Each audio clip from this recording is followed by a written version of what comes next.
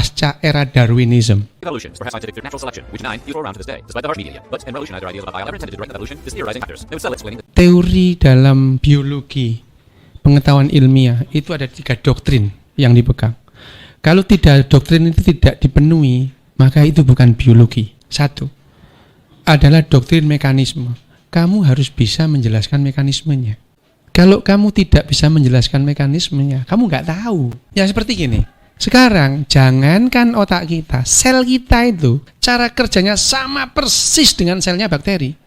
Hanya keluar masuknya natrium dan kalium dalam sel. Cek cek cek cek cek cek. Ini berhenti kita hidup.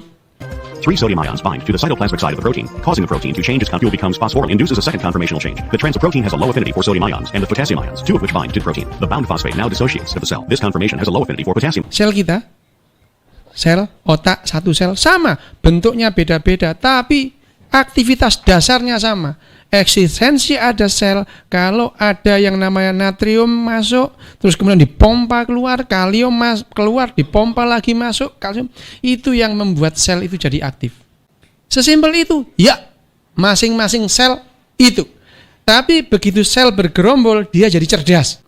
Tapi dasarnya itu tadi loh, kalium natrium tadi. Jadi apakah semua ini karena kimia? Iya, badan kita ini kimia.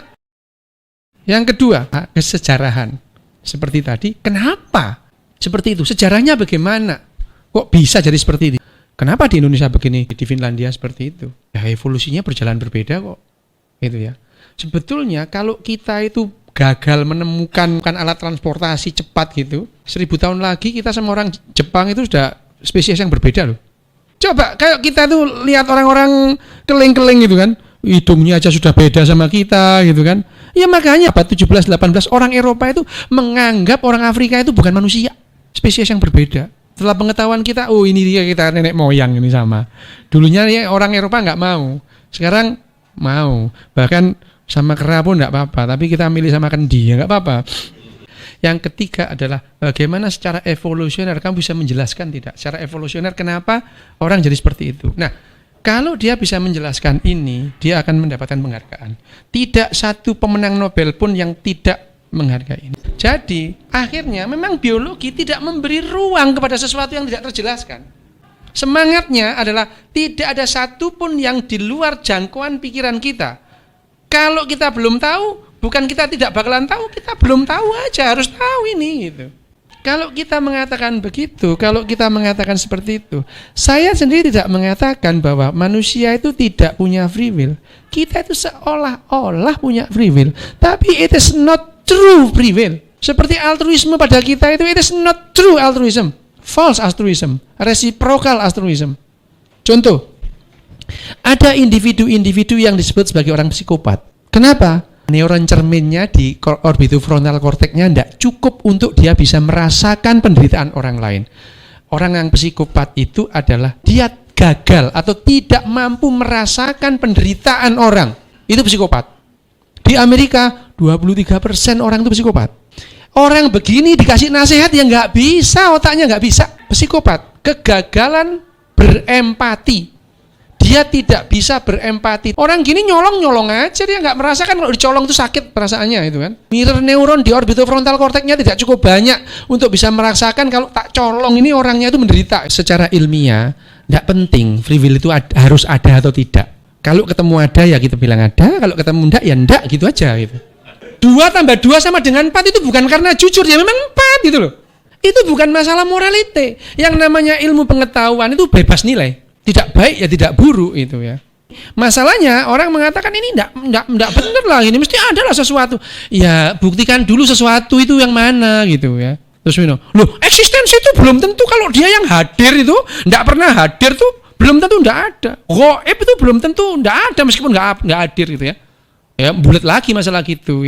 Tapi dalam pandangan neuroscience sendiri yang dikatakan free will itu adalah ini tadi, ketidakpastian konflik antara faktor-faktor yang mempengaruhi. Tapi apabila terjadi secara ekstrim, kemudian mirror neuronnya tidak cukup, orang ini betul-betul psikopat. Dan psikopat itu tidak bisa diobati kecuali dioperasi gitu ya. Tapi siapa yang punya otoritas ini dioperasi itu ya. Itu masih mending daripada saraf libidonya dipotong. Loh, kamu kira sarafnya cuma satu gini apa libido ya? Karena ada kan yang kemarin bilang penjahat seksual itu saraf libidonya dipotong tuh. Nah, sekarang setiap orang punya hak untuk jadi dirinya. Itu secara moral seperti itu. Hanya sekarang hukum kita harusnya membatasi orang-orang psikopat itu tidak memberikan dampak keluar. Mereka dikurung, tidak dibunuh, dikurung supaya mereka tidak memberikan efek yang jauh. Ini contoh yang moralitas. Mereka tidak punya moralitas. Orang psikopat itu. Amigdalanya tanpa hambatan. Tidak ada lagi moralitas, tidak kenal sudah. Yang ada dalam pikirannya adalah rencana. Dia merencanakan ini dan jangan lupa, orang psikopat itu dia tidak kenal. Terus jangan dikira orang psikopat itu terus kalau dia membunuh itu terus puas. Enggak, sama sekali blank perasaannya. Biasa. Tapi bagaimanapun juga hukum berpegang pada setiap orang punya free will.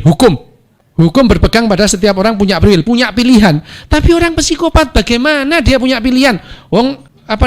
Sirkuit altruismenya memang nggak punya dia.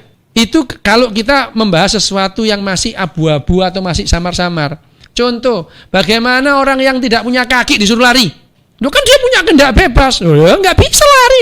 Pakai apa gitu ya? Sama seperti itu. Bagaimana orang yang tidak punya mata disuruh melihat? Nggak bisa. Tapi di kalangan sendiri tetap ada. Ya, ada. Saya tetap yakin. Ya, yakin buktikan dulu. Tapi pada tahap pembuktian, mana buktinya kalau dia free will itu? Ujung-ujungnya tuh kan ada itu. Misalkan dulu ya, ada yang mengenai ngantuk itu. Ngantuk itu dulu orang merasa bahwa ngantuk itu bisa dipertahankan, bisa dilatih dengan kemudian dengan teori sirkadian macam-macam. Enggak, gitu ya. Enggak seperti itu. Kita tahu itu adalah siklus yang ada memang secara genetik. Jadi ada orang yang secara genetik memang tahan ngantuk itu. Loh, saya kan punya kehendak bebas, mau nggak tidur, saya coba, ayo. Kan? Loh, ini adalah tataran bahwa kalau yang pada taraf yang namanya ilmu pengetahuan ilmiah harus ada buktinya dulu. Ya. Memang bahasanya agak berbeda, ya. Pengetahuan ilmiah segala sesuatu dianggap tidak ada sampai terbukti ada. Kalau keyakinan lain harus ada dulu sampai terbukti nggak ada. Loh gimana?